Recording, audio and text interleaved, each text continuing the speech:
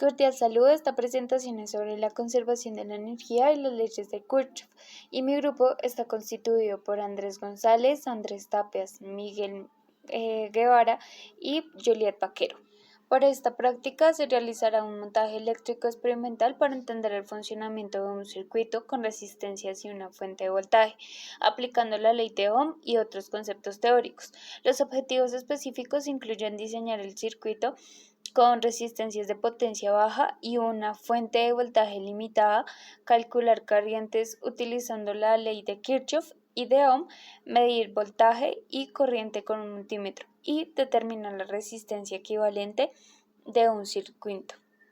Para el procedimiento vamos primero a diseñar un circuito que permita la aplicación de las leyes de Kirchhoff y el cálculo de balance de potencias.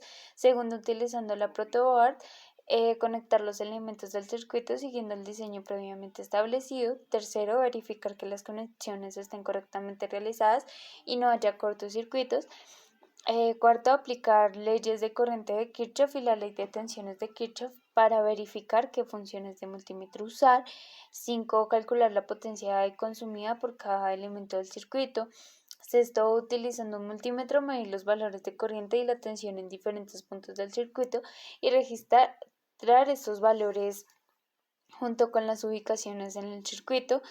Y séptimo, comparar los resultados obtenidos experimentales con los valores predichos o calculados. Los materiales que vamos a utilizar es una fuente de alimentación regulable, las resistencias de diferentes valores, multímetros, cables de conexión y protoboard o placa de conexiones.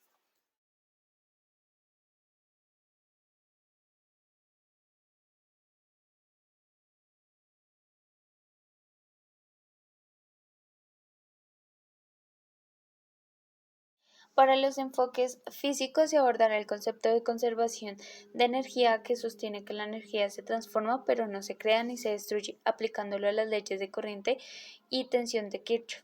Junto con la ley de Ohm se planea un circuito de conexiones en serie y paralelo de resistencias alimentadas por una fuerza electromotriz de 10 voltios, generando un flujo de corriente variable.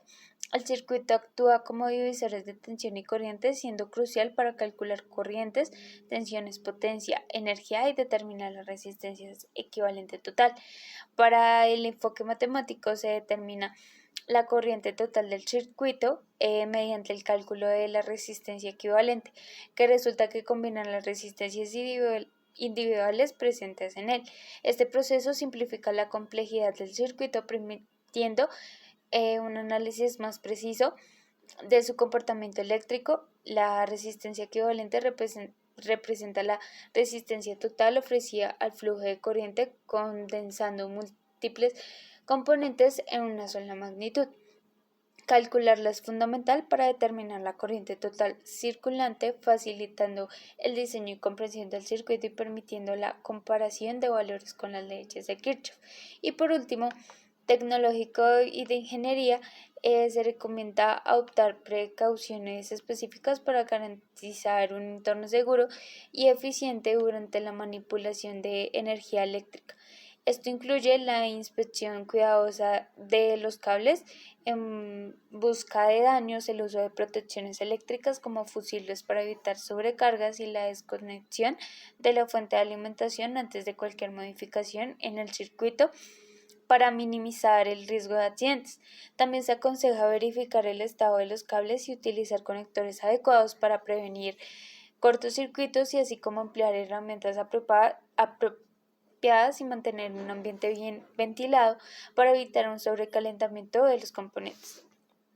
Para el experimento propuesto se han seleccionado resistencias en 1/4 de vatio con una tolerancia del 5% basándose con su disponibilidad y accesibilidad en el mercado, así como la elección de un cable de calibre 20 AWG debido a su amplia disponibilidad, accesibilidad y costos de adquisición relevantes y bajos.